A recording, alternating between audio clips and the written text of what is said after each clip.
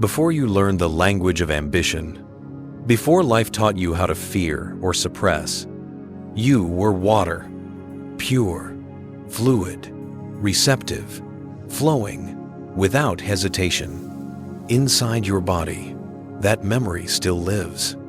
In the second temple, Svādhiṣṭhāna, the realm of emotion, pleasure, intimacy, and creativity, it sits low in the pelvis, glowing like a sun submerged in water, and it whispers, feel, flow, become.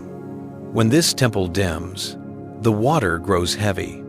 Pain gathers in hips, cramps twist the lower belly, the thighs ache. Passion fades. Not because you are broken, but because the river has forgotten how to move.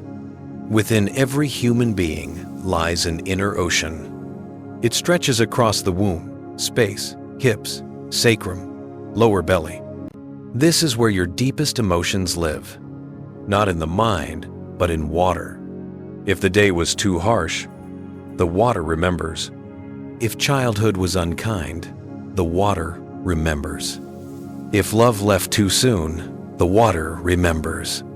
When emotions stay unexpressed, the water becomes a reservoir of uncried tears, stored in tissues, muscles, and joints.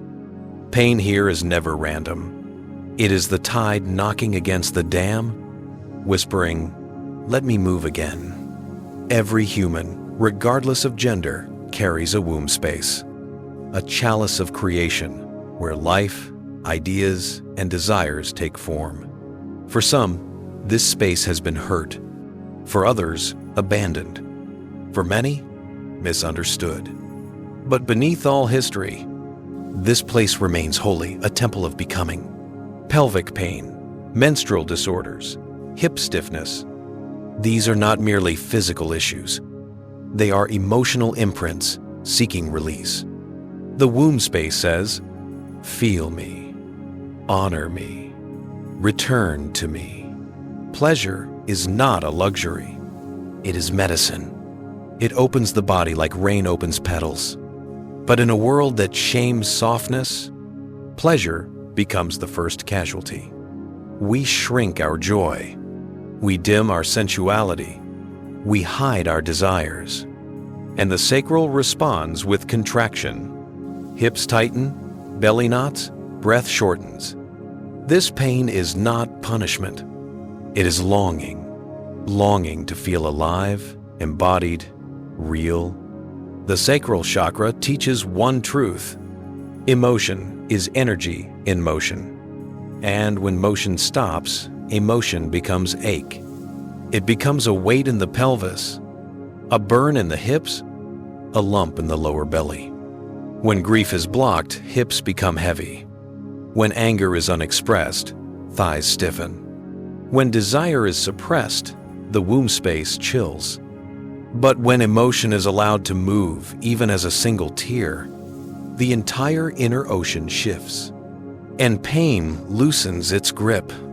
Within Svādhiṣṭhāna live two powerful archetypes: the lover who feels deeply, passionately, vulnerably; the creator who imagines, dreams, births new realities. When the lover is wounded, you stop trusting intimacy. When the creator is wounded, you stop believing in your gifts. Hip pain often signals a wounded lover. Lower belly pain often signals a silenced creator. Both are asking for the same thing: movement, softness, permission. We live in a world that teaches us to hide emotion. Don't cry. Don't show weakness. Don't want too much. And so emotions sink to the bottom of the body, settling like silt at the floor of a river.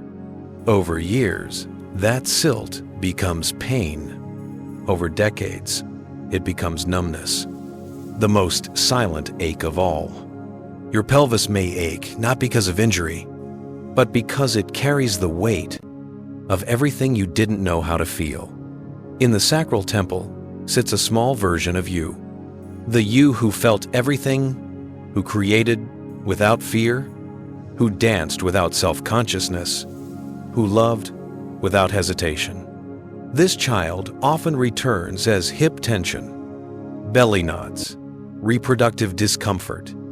They are not hurting you. They are calling you. Sit with them in imagination. Hold their hand.